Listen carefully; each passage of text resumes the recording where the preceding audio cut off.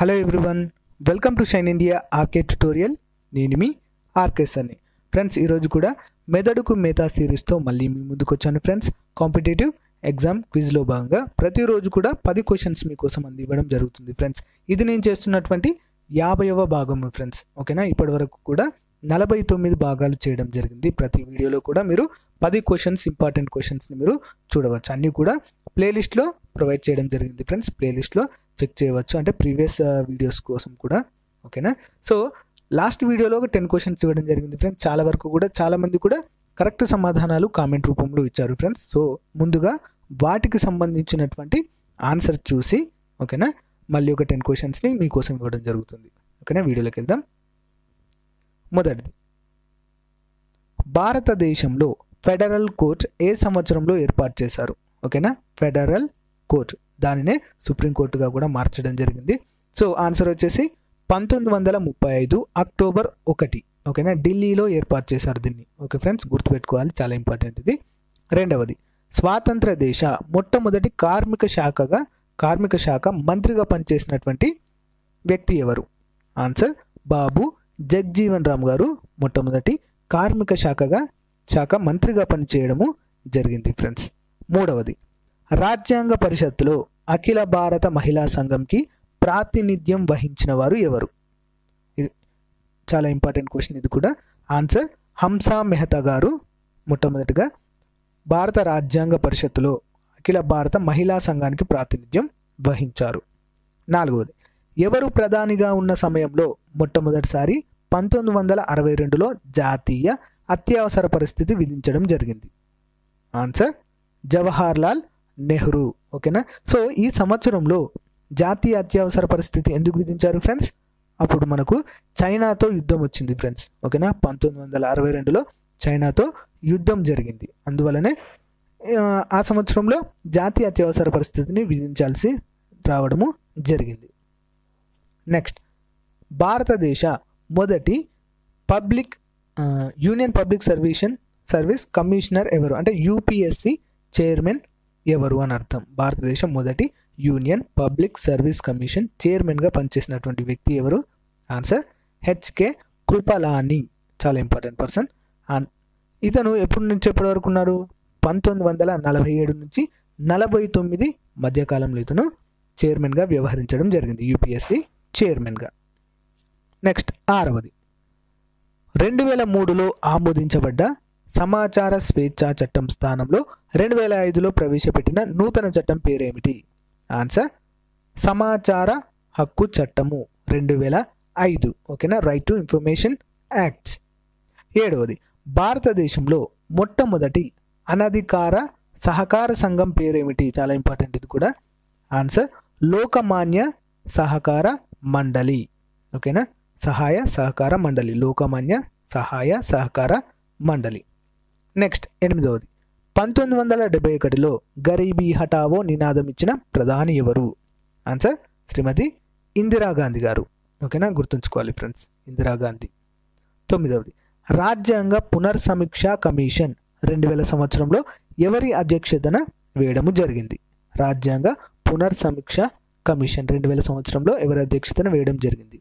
Answer justice Venkatachaliah. ఇందులో 11 మంది సభ్యులు ఉన్నారు ఫ్రెండ్స్. చాలా చాలా ఇంపార్టెంట్ క్వశ్చన్ ఇది. ఓకేనా. 10వది, ప్రాచీన కట్టడాలు శిల్ప సంపద సంరక్షణ చట్టం ఎప్పుడు వేశారు? ఆన్సర్ 1958. ఓకేనా, వర్మ కమిటీ సూచనల మేరకు దీనిని ఏర్పాటు చేయడం జరిగింది, ఈ చట్టాన్ని. ప్రాచీన కట్టడాలు మరియు శిల్ప సంపద సంరక్షణ. సో దీని ద్వారా ఏమైందంటే, ప్రాచీన కట్టడాలు ఏవైతే ఉన్నాయో వాటిని జాతీయ వారసత్వ సంపదగా గుర్తించడం జరిగింది. అంతేకాకుండా వాటిని పునరుద్ధరించడం జరిగింది. అదేవిధంగా శిల్ప సంపదను కూడా రక్షించడము జరిగింది ఫ్రెండ్స్ ఈ చట్టం ద్వారా. చాలా ఇంపార్టెంట్ చట్టం ఇది. ఓకేనా, సో చాలా వరకు కూడా చాలామంది కూడా 1-2 క్వశ్చన్స్కు తప్ప మిగతా వాటన్నింటికి కూడా సరైన సమాధానాలు ఇచ్చారు ఫ్రెండ్స్. సో ఎవరైనా మిస్ అయినట్లయితే క్రాస్ చెక్ చేసుకోండి ఒకసారి. ఓకేనా ఫ్రెండ్స్. ఓకే, ఈరోజు అందించేటువంటి మరొక 10 క్వశ్చన్స్ ఏంటో చూద్దాం ఫ్రెండ్స్. ఓకేనా, మీకు కనుక సరైన సమాధానాలు తెలిస్తే కామెంట్ రూపంలో ఇవ్వండి ఫ్రెండ్స్. అంతేకాకుండా మీ ఫ్రెండ్స్తో షేర్ చేసుకోండి. సో క్వశ్చన్స్ ఏంటో చూద్దాం. రక్త కణాలు కొడవలి ఆకారంలో మారి నశించిపోయే వ్యాధి ఏంటి? ఓకేనా, ఎర్ర రక్త కణాలు కొడవలి ఆకారంలో మారుతాయి ఫ్రెండ్స్. ఓకేనా, కొడవలి ఆకారంలో మారి వాటిని అవే అంటే ఒక రక్త కణము ఇంకొక రక్త కణంతో కుచ్చుకొని మరణించడం జరుగుతుంది ఫ్రెండ్స్.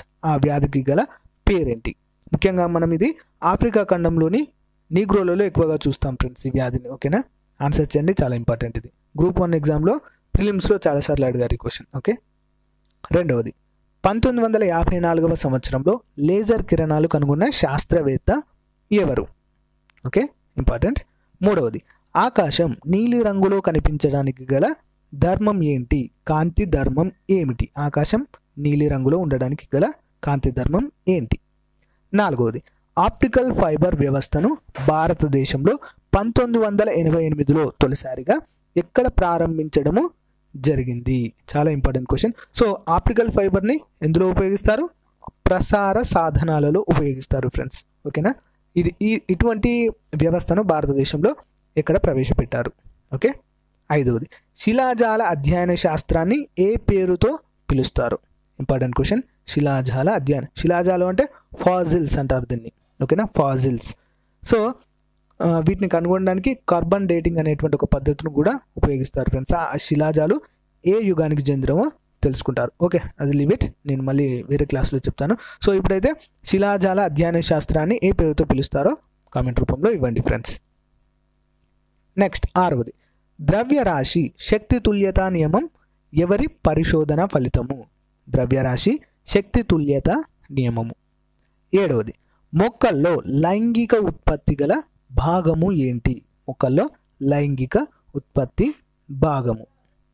నెక్స్ట్ ఎనిమిదవది జంతురాజ్యంలో అతి చిన్న కణం అని దేనికి పేరు?